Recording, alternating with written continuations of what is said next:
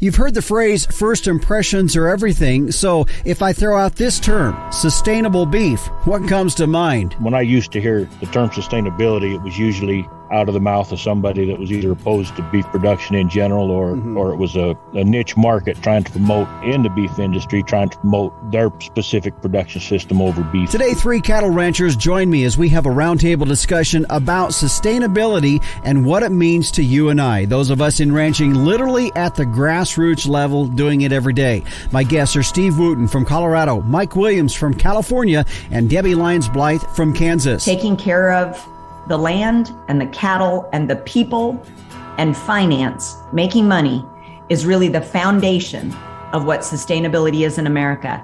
And that is what makes American beef the most sustainable in the world. Join us on this episode of the Working Ranch Radio Show.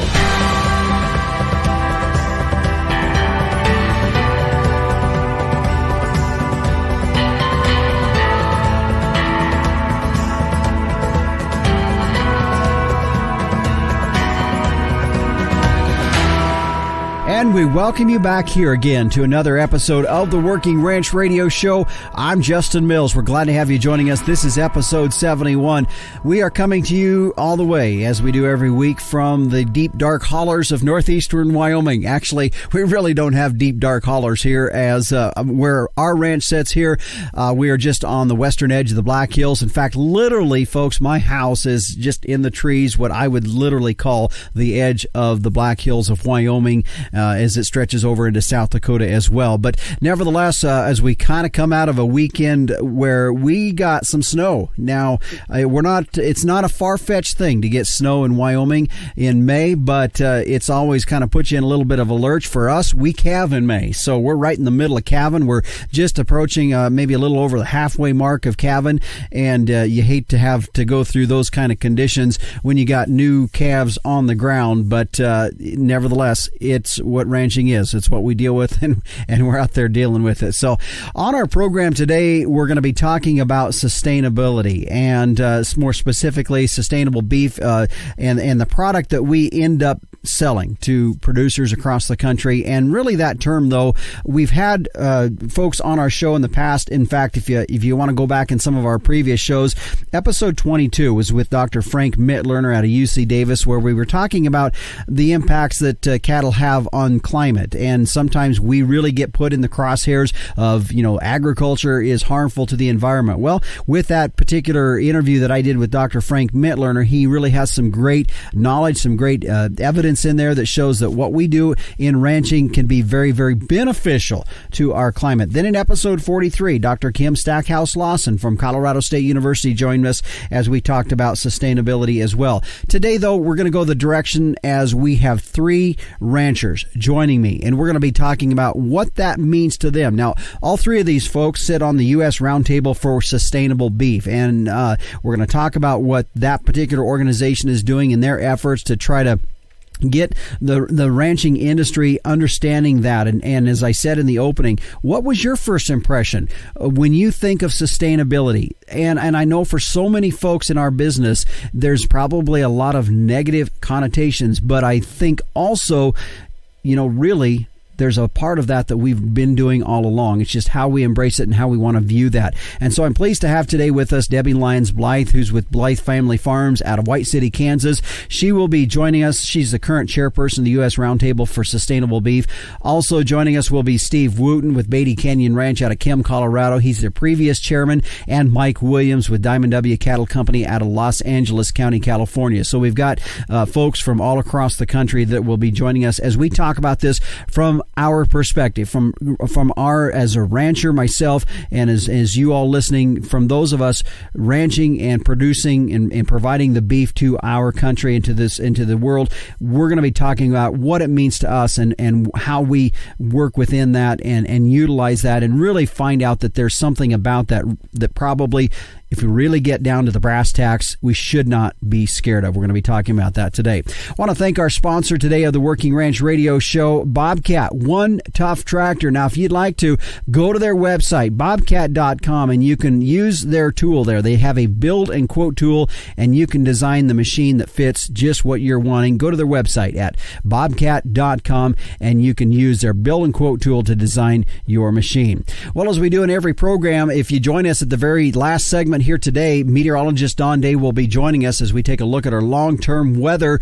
What's it look like for the southern part of the country? Are they going to see a reprieve from those hot temperatures? And will we continue to see moisture across the northern tier? We're going to talk about that with meteorologist Don Day. Right now, let's check in with the captain, publisher, and editor of Working Ranch Magazine for this week's edition of Tim's 2 Cents. Hey, Justin, all you good folks out there in Radio Land, I'm on deadline today. I want to make this short and sweet. Go check on your neighbor. Find out what they're doing, how they're doing. Call somebody in your family that you haven't talked to in a long time. Text them. Go on their Facebook page. Find out how they're doing. Make them feel good. It'll make you feel good. That's my 2 cents. I got to get back to work. Catch you later, Justin. All right, thanks, Captain. And yeah, I was wondering whether or not you were going to be able to drop in for this week's Tim's 2 Cents, as I knew there was another edition of Working Ranch Magazine getting ready to head to print. And folks, if you don't have a subscription yet to Working Ranch Magazine, it's pretty simple. If you go to the website at workingranchmag.com, you'll find a way to subscribe there. Also, you kind of get a taste of what the magazine is all about and why ranchers from all across the country, no matter shape, size, or whatever element you're in, find this magazine to be one of the most useful and beneficial publications that they can get in every copy that hits their mailboxes. So be sure to check it out at workingranchmag.com. Well, stay with us. Coming up, we're going to get into our featured topic for this week as 3 ranchers from all across the country as we sit down in a roundtable discussion to talk about sustainability. We'll get into it when we come back on the Working Ranch Radio Show. Living in the country means working in the country, and that calls for a tough tractor. Well, Bobcat has 15 models in its compact tractor lineup from 21 to 58 horsepower. With the help of your local Bobcat dealer, you'll find a perfect match for your property and to-do list. Get a look at all the different models at bobcat.com, and while you're there, use the Build and Quote tool to design your ideal machine. Get yourself one tough tractor from one tough animal. Bobcat. Visit bobcat.com. And we welcome you back here to the Working Ranch Radio Show. I'm Justin Mills. We're glad to have you here with us. And as we said at the very top of the program, we're going to be talking sustainability. And we've had different guests on our program in the past where we have talked about sustainability from a lot of different aspects, from a scientific aspect, from a collegiate aspect, as far as, from the educational standpoint.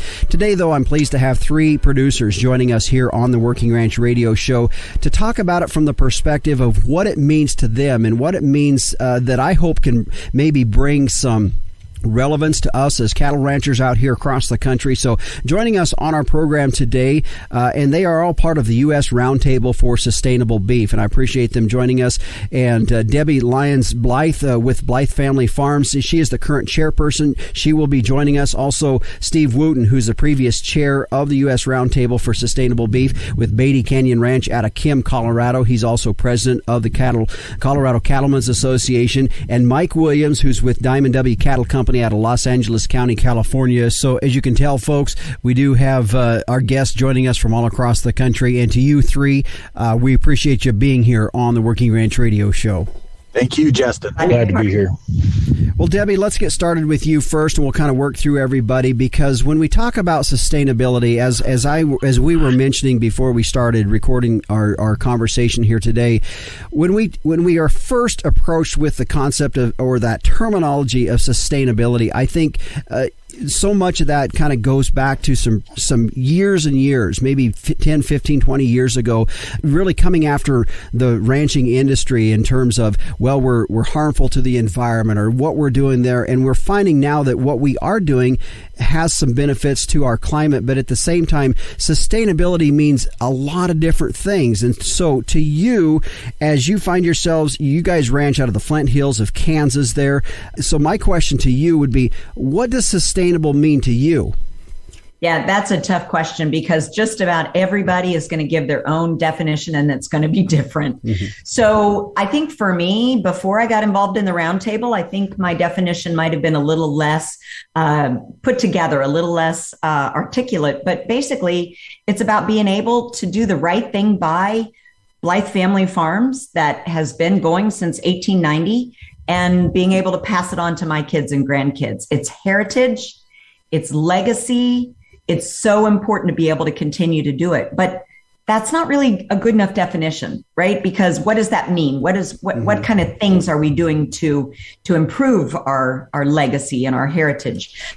So the foundation of the definition at the U.S. roundtable level is that we take care of the land, take care of the animals, take care of the people, and make money, right? Because if you don't have all of those things involved, then you're not going to be specifically sustainable. And I think that is very key for me. And, you know, you mentioned that I'm in the Flint Hills of Kansas. The reason that the tall grass prairie is still here in the Flint Hills of Kansas is because of cattle ranchers.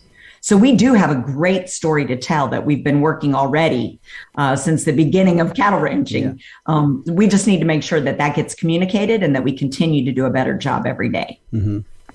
Steve, I'm going to go to you next because you were the previous chair of the U.S. Roundtable. You sit in the southeast part of Colorado. Colorado, of course, there's a lot of agriculture in Colorado that's been a part of that state's history for many, many years.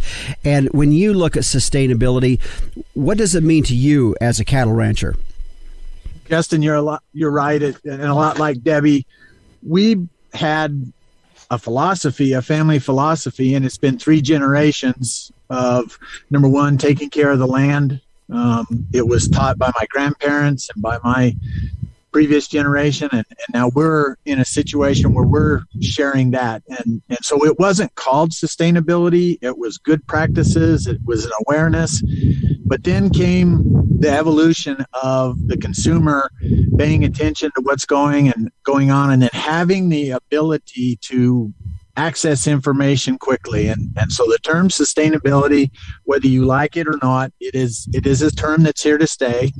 And what we've done with the U.S. Roundtable for Sustainable Beef, with our goals and the work that we've accomplished so far, is to frame sustainability as a definition within the beef industry from pasture to plate. And we will continue to do the things that we're doing, like so many other producers in Colorado, taking care of the land, taking care of the animals, a real, true, honest regard for animal welfare. But at the same time, there's tools out there that can help us hit that other leg of the table, and that's profit. And so within the goals of the U.S. Roundtable, we have shown methods and tools that they can access to increase the profitability of their operations. So when you take into account that we're all involved in school boards, the local fire department, as well as our personal businesses, we're involved in the social, environmental, and the profitability side of it.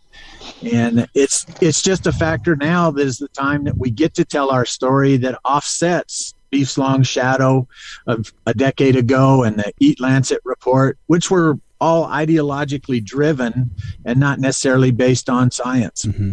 Mike, I want to go to you because you're in an area of the country that definitely probably in some ways maybe sets some pace for how society goes. And I know you as you find yourself in Los Angeles County, California, you're part of Diamond W Cattle Company there. And from a sustainability standpoint, you know, that terminology probably has a lot of different dynamics to it, as we've talked about already. But as you find yourself on the far western side of the country and a little bit more progressive in terms of way things are handled and the way things are dealt with, what does sustainability mean to you as you're part of Diamond W Cattle Company?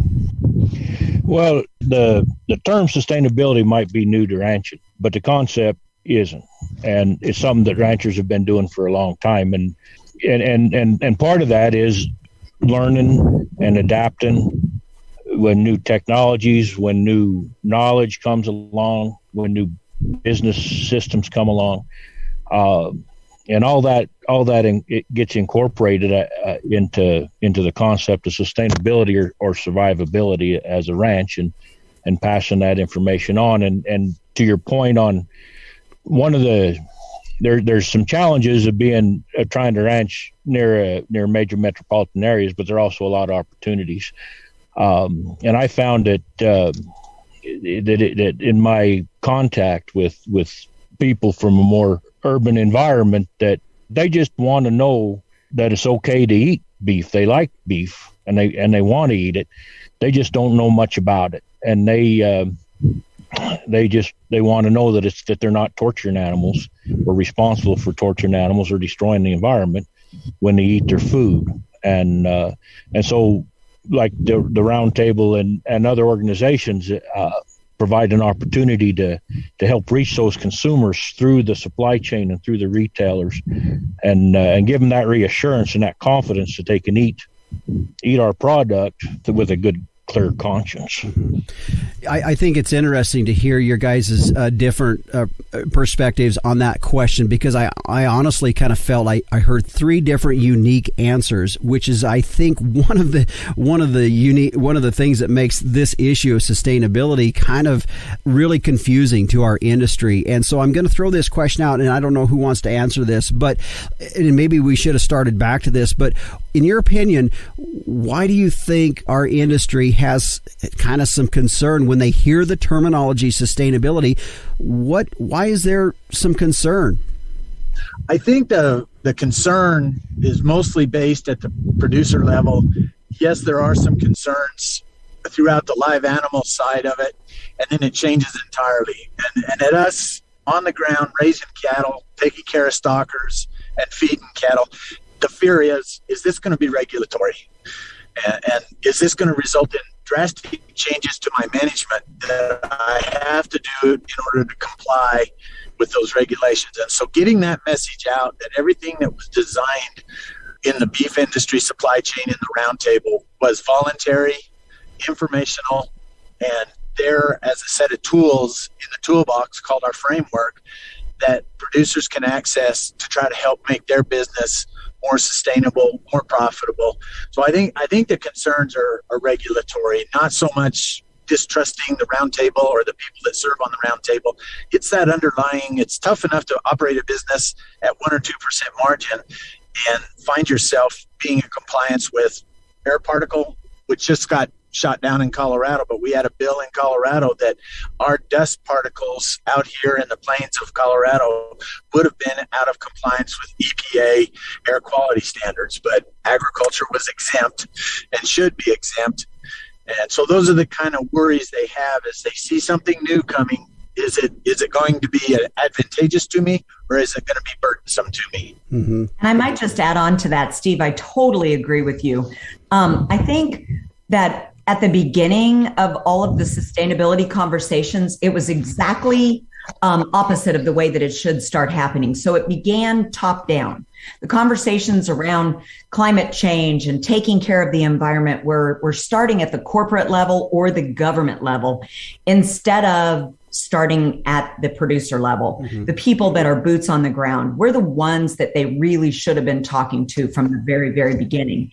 And so we actually started the roundtable at a time when it was important to change that conversation, to show that producers were very involved in the whole concept of sustainability and everything that it goes into it, and that then there was no need to place new regulations on us. So I think that the conversation has totally changed, and I think you'll even find, when you look at the EPA website, agriculture and livestock production specifically is not targeted anymore. Mm-hmm. And I think that is a tremendous win for the science and for the conversation. And we're making progress. Mm-hmm. I think another, if I just throw in here, another thing that from my perspective is when I first, when I used to hear the term sustainability, it was usually out of the mouth of somebody that was either opposed to beef production in general or it was a niche market trying to promote in the beef industry, trying to promote their specific production system over beef in general. And I think that's where I think a lot of other producers got that kind of bad taste in our mouth about that term. But I think like Debbie said, I think that's changing. And this isn't a term or a concept that we as ranchers need to be afraid of. I mean, this is our deal. It's been our deal for generations, and successful ranchers, it'll continue to be the deal regardless of what happens. It's just the nature of what we do. So yeah, I think the term we need to take this term and make it part of our deal because it is our deal. Mm-hmm. Folks, we have three guests joining us today. Debbie Lyons-Blythe, who's the chairperson for U.S. Roundtable for Sustainable Beef. Steve Wooten, previous chair. All these folks are ranchers. Also Mike Williams, and they're representing not only ranchers just in general, but also ranchers from different parts of the country as we look at this issue of sustainability. And we're going to continue in just a moment. We've got more with them as we continue to go into it about how that relates. And really, we're going to look at this from an aspect of what we are already doing that probably fits in the confines of what we've been talking about in sustainability. We're going to talk about that when we return on the Working Ranch Radio Show. At the American Akaushi Association, we're more than prime. The American Akaushi Association was created to help ranchers be more profitable and find opportunities when using Akaushi genetics in their herd. We focus on market opportunities for our members and offer support from conception to consumer. When you choose Akaushi, you have a network right there with you. Experience the difference at akaushi.com. That's AKAUSHI.com. And welcome back to the Working Ranch Radio Show. Justin Mills here with you. We're glad to have you with us today as we're looking at this topic of sustainability. And we've got three folks joining us that represent different ranches across the country. They're also part of the U.S. Roundtable for Sustainable Beef. And in our last segment with them today, we're going to talk a little bit more about that specific group. But in the meantime, we're talking about this. Debbie Lyons-Blythe with Blythe Family Farms out of White City, Kansas. They're in the Flint Hills of Kansas, is one of our guests. Also, she's the chairperson for the Roundtable. Steve Wooten, who's a previous chair of the Roundtable out of Beatty Canyon Ranch out of Kim, Colorado. That's located there in the southeast part of Colorado. And also Mike Williams with Diamond W Cattle Company out of Los Angeles County, California, is our guest today on our program. And I want to go now into some specific practices and some things that can be done when we talk about sustainability. And I think you three did a great job in our first segment of defining some different, what it means to you. And of course, you all represent different parts of the country. So I thought it was interesting to hear your responses because they were similar but unique in a lot of different ways.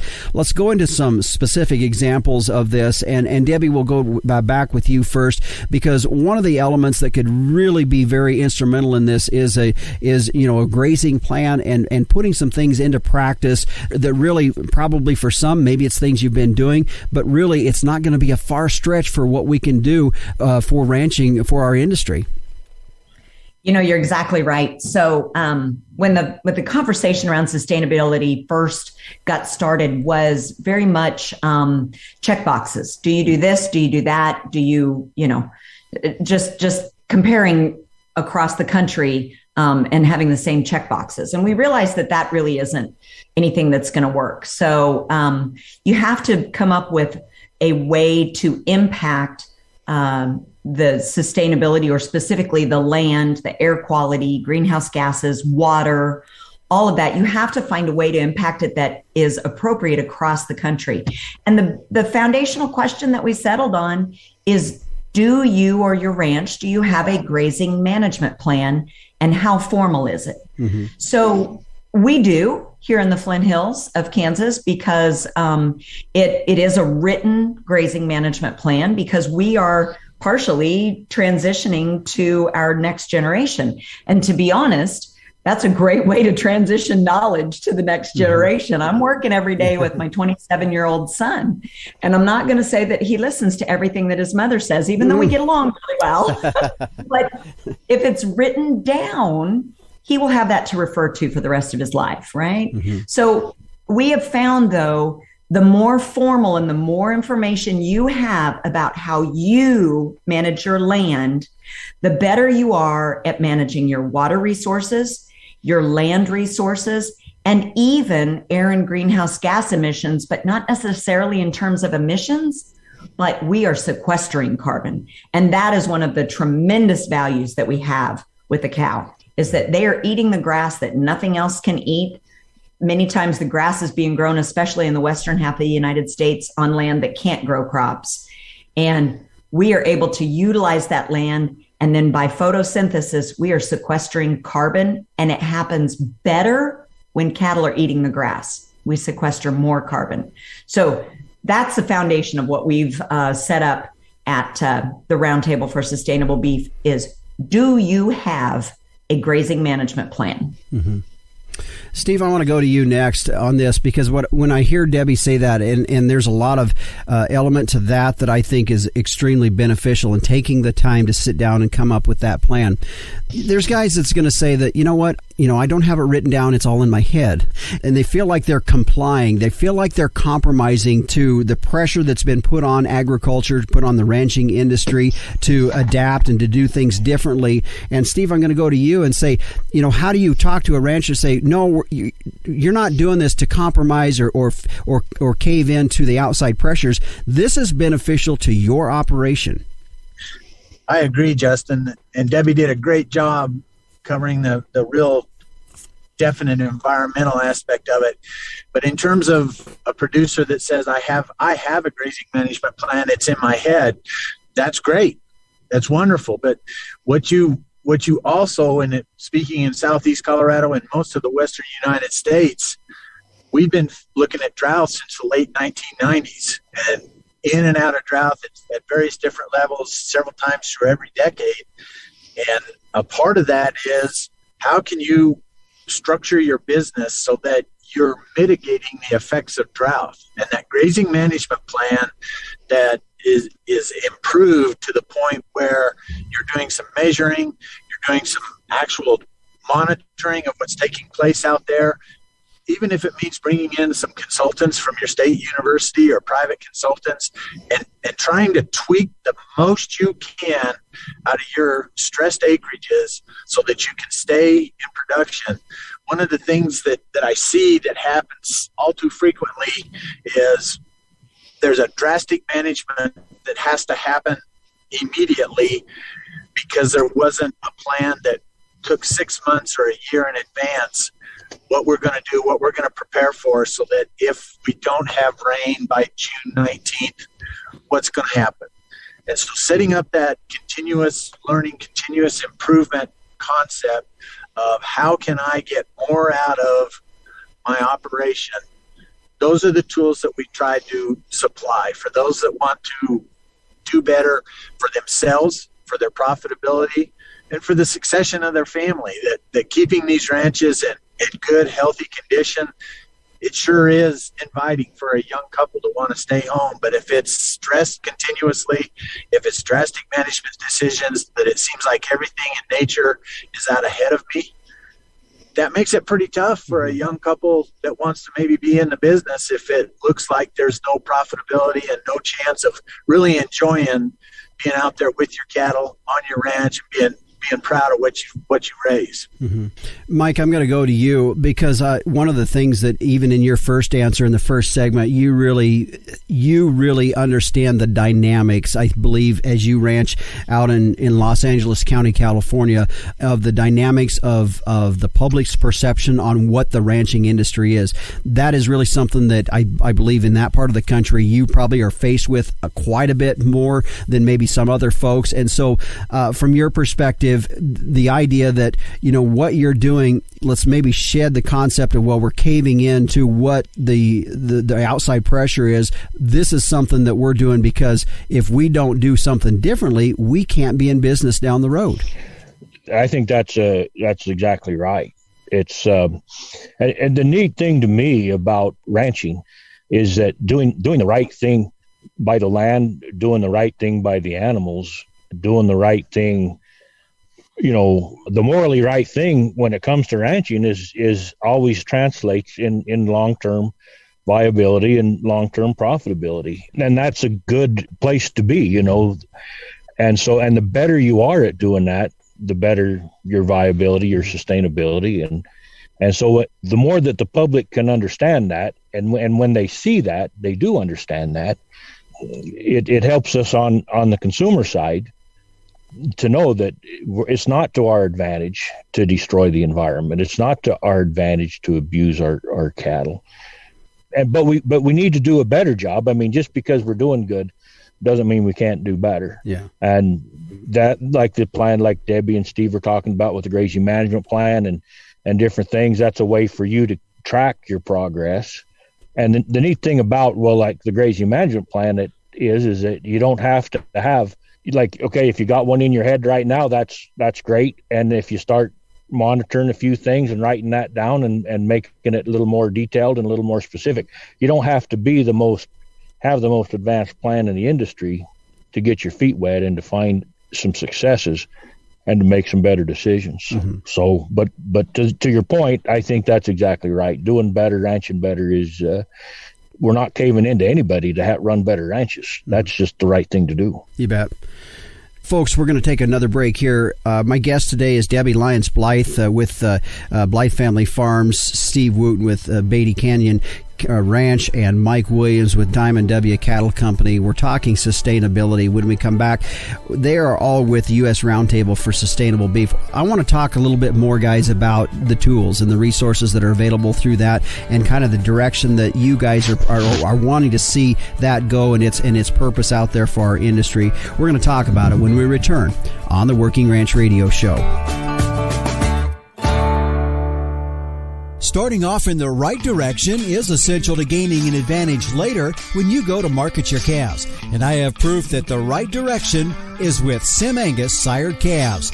A 2020 study by K-State showed that Sim Angus sired steer calves earn more at sale time than all other breed identified sire groups, with at least 50 lots represented on Superior Livestock's 2020 summer sales. The proof's right there. For low-risk, high-potential calves with earning potential, be confident that Sim Genetics will give you more per head, period.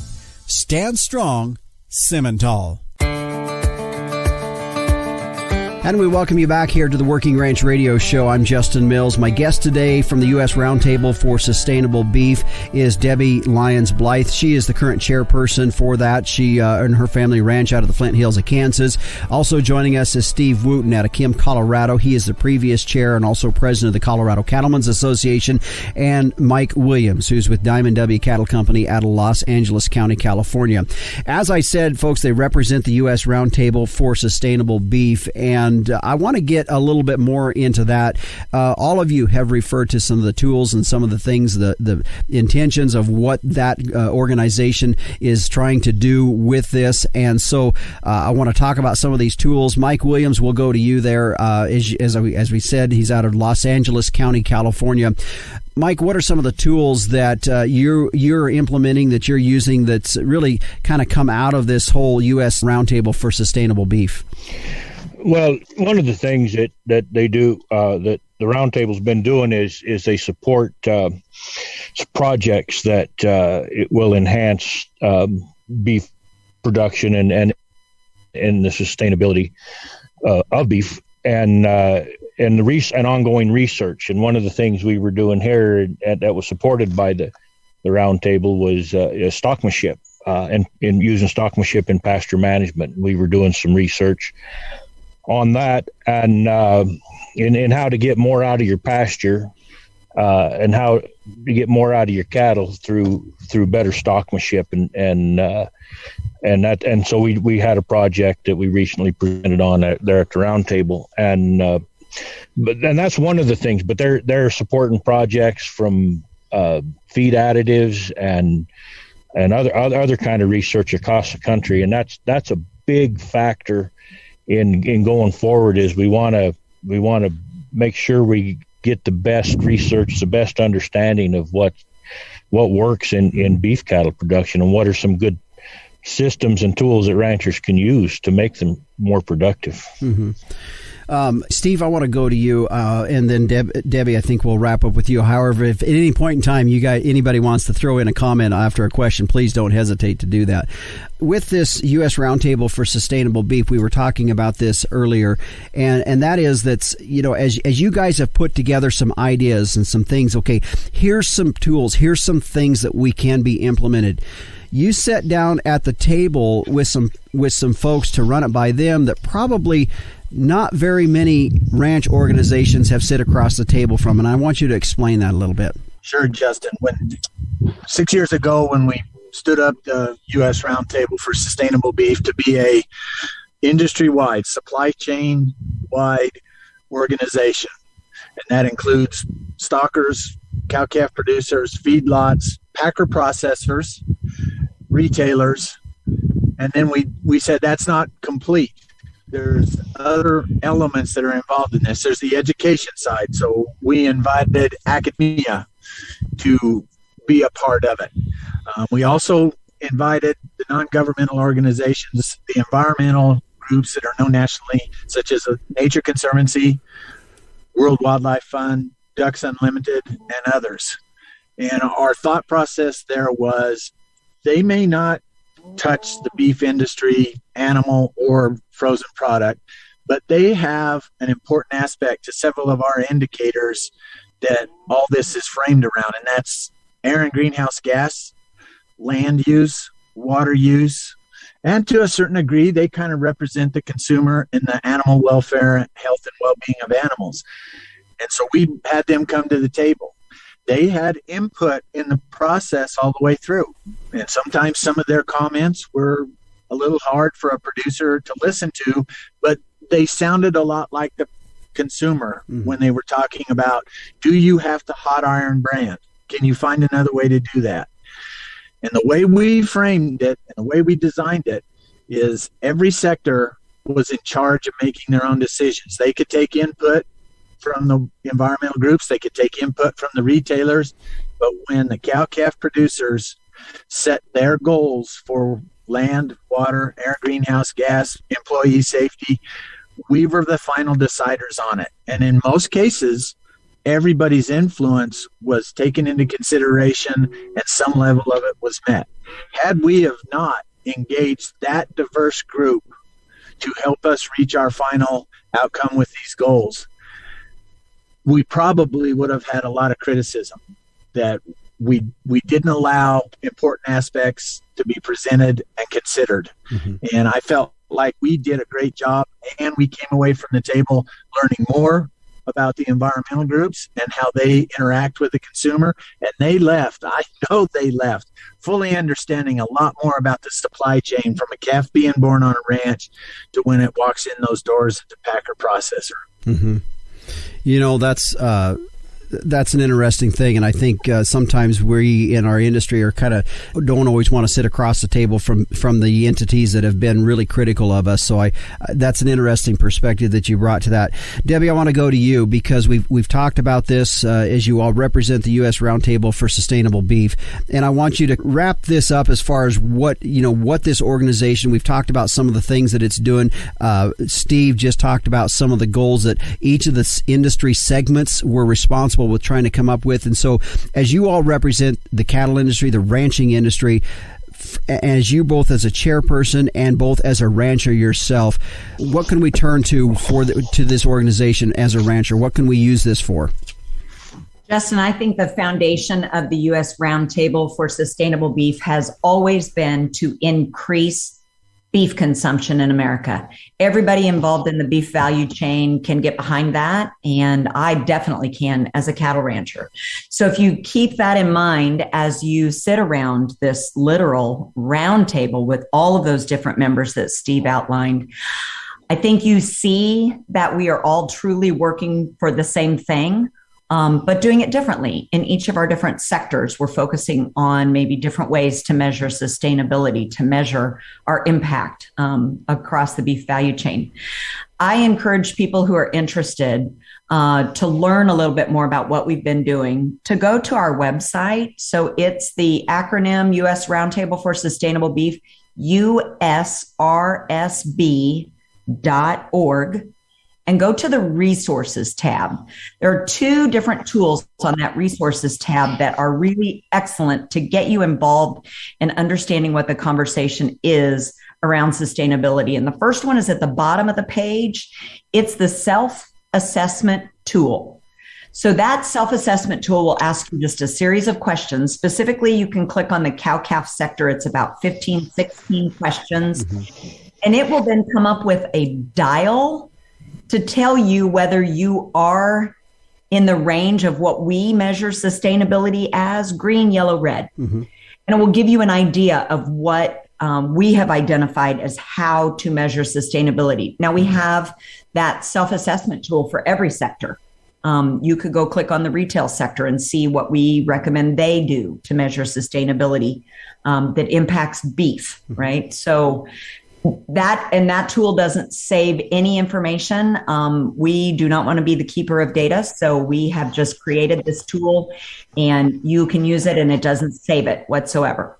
The other thing on that page, though, that I really want people to look at is at the top of the page, they're called outreach modules.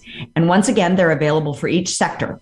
There are some interactive videos. They ask questions. It's in a bit of a format that can keep your interest, and it will give you more information specifically about what sustainability is. For example, there's a whole module about grazing management plans. So if you want to learn what a grazing management plan could be, we're not saying this is how it has to be, you listen to this module, but then you click on the more information link. And that will take you to a place where there are a lot of resources. So people have already been creating this. We don't need to recreate the wheel and put ourselves as the expert. Grazing management plans, you can find out about them from Extension, from land-grant universities, from some of these various environmental groups. A lot of different places are helping put together those grazing management plans. But so we have compiled a list of where to find that information. Those are these spectacular tools that will get everybody involved and interested in what it means to them. And I think if they go through those 2 tools, they will learn that really taking care of the land and the cattle and the people and finance, making money, is really the foundation of what sustainability is in America. And that is what makes American beef the most sustainable in the world. We've already done a great job, but we have to keep doing better and proving that we're doing better. Well, that's a good way to end it, and I appreciate my guest joining us here on our program today, Debbie Lyons-Blythe, chairperson of the U.S. Roundtable for Sustainable Beef out of White City, Kansas. Also joining us is a previous chair, Steve Wooten, out of Kim, Colorado, and Mike Williams out of Los Angeles County, California. Thanks to you 3. I appreciate you taking the time. It was interesting. I could hear wind. I could hear cattle in the background, everything. That's what it means, folks. We're talking to real cattle ranchers here, and I appreciate you 3 joining us here on our program today. Thank you, Justin. Thanks. We appreciate you giving us the opportunity. Thanks, Justin. Good to be here. Thank you. And one more time, I do want to pass along the website for the U.S. Roundtable for Sustainable Beef. It is usrsb.org is that website. If you want to find out more about it, what their goals are, if you want to become a member of that, also the resources that they have available. Something I do want to pass along here, though, after we had our conversation and we were just kind of wrapping up, a question that I did not put in that interview with them, and it was something that I was thinking about as they were going along, and I asked about, is the goal of this, that this become a certification process, an official certification? And I mean, it was overwhelming. They said, no, absolutely not. This is not a certification. Their goal is not to create more division within the industry, that I'm better than you because I do this sort of a thing that we have seen sometimes within this, that it is not that. It is really about just that, providing resources, providing a mechanism for folks like you and I that are on the ground doing ranching every day, ways and things that we can implement simply that helps us in our ability to fit the multiple facets of sustainability. As you heard Debbie wrap up there are multiple areas of sustainability, whether it's with our land, whether it's with our cattle, whether it's with our customers and our resources. All of it is about being in business in 20, 30, 40, 50, 100 years down the road. That's really what this is all about. So take a look for yourself. Again, the website is usrsb.org is the website for the U.S. Roundtable for Sustainable Beef. Well, stay with us. Coming up next, we're going to check in with meteorologist Don Day with this week's look at our long-term weather.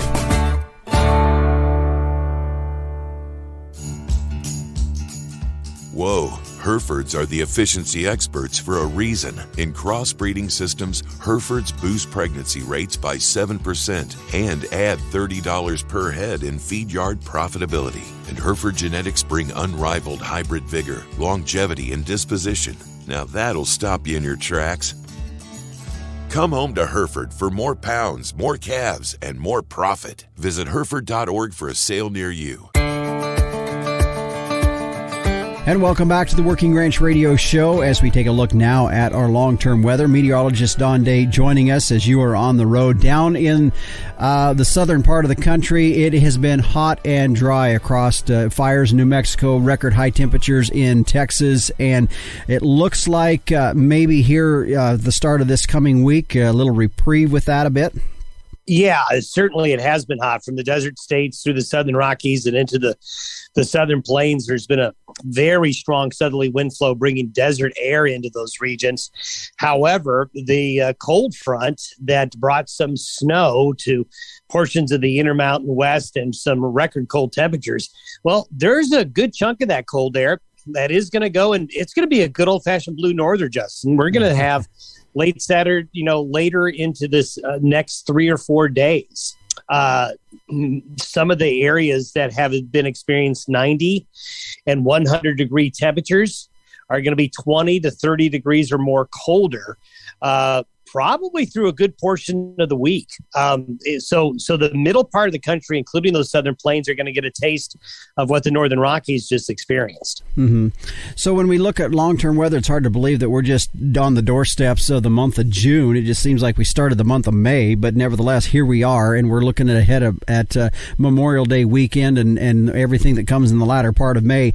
What are we seeing? I know we talked about it last week that we're starting to see that transition into more of our summer type weather activity. But as we approach this, what do we see across the country with what we're going to be seeing for weather? Well, I do think that as we go into the last days of May and into the first couple of days of June, some of this cooler weather is going to kind of have a lasting power across a lot of the 48. So we're going to end May a little bit on the cooler side. That's also going to mean for the Midwest and the Corn Belt and parts of the South, there's going to be plenty of rain. We're still a little bit behind planting delays in many areas of the Midwest with corn and soybeans. And I think despite the fact there's been a lot of progress here lately, cooler, wet weather is going to move into the Corn Belt.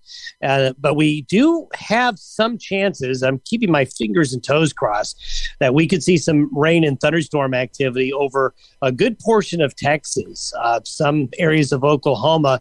And if things can line up correctly, we're hoping that parts of New Mexico as well. Not all in New Mexico, but I do think the northern counties of New Mexico, the eastern border counties with Texas, there could be some help on the way. Maybe even some of those fires around Santa Fe could get some rain here over the next 7 to 10 days. We're going to continue, though, the dryness in California, the Great Basin states. Those areas will continue to be dry. Now, it's not unusual for this time of year to be dry in that part of the country, but that area of the U.S. is not looking at much in the way of anything. Mm-hmm. Well, I know as we look in the front part of June, I know for my own weather forecasting, I do the fog forecasting. We've talked about it before. I am seeing some moisture coming. Of course, I'm kind of in that, probably would be considered in that northern tier of the country as we sit right here on the I-90 corridor. So we're going to, looks to appear that we could be seeing some continued moisture. Yeah, I think that'll continue. The northern plains, the Pacific Northwest and the northern Rockies, I think into the month of June, basically the folks who have been getting the precipitation are likely going to be the same areas that have the best chances in the month of June. Now, June is kind of a transition month. Early June tends to be a little bit of a carryover from what's left of spring during the first 10 or 15 days of the month. So you still can see these systems come off the Pacific and be pretty good rain producers for some parts of the U.S. You can still get these slow-moving storm systems that could be quite beneficial. Now, the second half of June, you're starting to really get into the summer pattern. Obviously, you have the longest day of the year, the third week of June there, but we also start to see what we call the North American monsoon get started. That's where we start to see that subtropical moisture come up out of Central America and Mexico and start to bring those thunderstorms that are so important to the desert Southwest, Arizona, New Mexico, Southern California, into southern Utah, southern Nevada. Those areas during the second half of June we'll see an increase in thunderstorm activity. And one thing we are looking at, Justin, is we are kind of peering into that monsoon season and what it's going to be like this year. Last year, the monsoon season was actually quite good in terms of producing good rainfall in Colorado, New Mexico, Arizona, Utah. I don't know if we're going to be able to have as good as a monsoon season in terms of rain production as we did last year, but at the same time, we do see a pretty decent monsoon season coming. So that second half of June, those southwestern states should start to get ready for those afternoon and evening thunderstorms. All right. Well, thanks for checking in with us with a look at our long-term weather. Thanks, Justin. And again, meteorologist Don Day with a look at our weather. By the way, you can find his website at dayweather.com. There's also a link in there where you can find his daily video podcast that he kicks out as well. That's on YouTube, and you can take a look at that to get an idea of what the weather is shaping up for the coming days each morning, Monday through Friday, as that kicks out. Well, stay with us. When we come back, we'll put a wrap on this week's show and talk about what I'm working on for upcoming shows when we return on the Working Ranch Radio Show. Do you have a young child, grandchild, niece, or nephew that loves the weather and wants to learn more? Day Weather has produced a children's weather journal full of weather facts, fun weather experiments, coloring pages, and pages to record weather observations for every season of the year. The weather journal is for ages 3 to 7 and designed to be fun and educational. The interactive weather projects are fun for the whole family to take part in. For only $10, the Day Weather Journal is a great gift idea for any occasion. Click on our Amazon link to order at dayweather.com. Well, before we head out here and close this episode down on the Working Ranch Radio Show, I did want to give you an idea of what we are working on for an upcoming episode, and that is addressing these higher fertilizer costs. Now, I know when I say that, some of you maybe aren't farmers so much as you are ranchers. Nevertheless, I think there's some element within that topic that will be beneficial to whether or not you farm or not. However, if you do, I think there's ways, and we're going to talk about that, and where we can utilize livestock or cattle or sheep or goats or whatever kind of livestock you have, might even be chickens, where you can utilize that natural fertilization and maybe cut down on some of these higher input costs that are really a part of our agricultural industry here for this year. That'll be something that we are working on in an upcoming show. Before we head out, I do want to thank our guests today. We talked about sustainability, and if you're just joining us, I'd encourage you to go back and listen. Today's episode is episode 71, and we had 3 ranchers from across the country joining us. They are also sit on the U.S. Roundtable for Sustainable Beef. Debbie Lyons-Blythe, a rancher out of the Flint Hills area of Kansas, and also Steve Wooten out of the southeastern part of Colorado, and Mike Williams out of California. We're all joining us on our show. I appreciate them being here. A quick thank you to our sponsors as well. Bobcat, One Tough Tractor. Visit bobcat.com and you can use the build and quote tool and you can design your ideal machine. The Working Ranch Radio Show, it's a production of Working Ranch Magazine, branded number 1 by America's Ranchers. And if you don't have your subscription, you can simply start it by going to the website at workingranchmag.com and you can start here today. Well, if you'd like to get a hold of me about a question you have on the show or an idea for a topic, please don't be afraid to send me an email at justin.workingranch@gmail.com, or also you can call or text the studio here at 307-363-COWS. That's 307-363-COWS. We appreciate that. Be sure to join us right here, same time, same place on your favorite radio station or on your favorite podcast provider as well. We appreciate you joining us for this week's episode. I'm your host, Justin Mills, and until next time, keep your chin down and your mind in the middle. So long.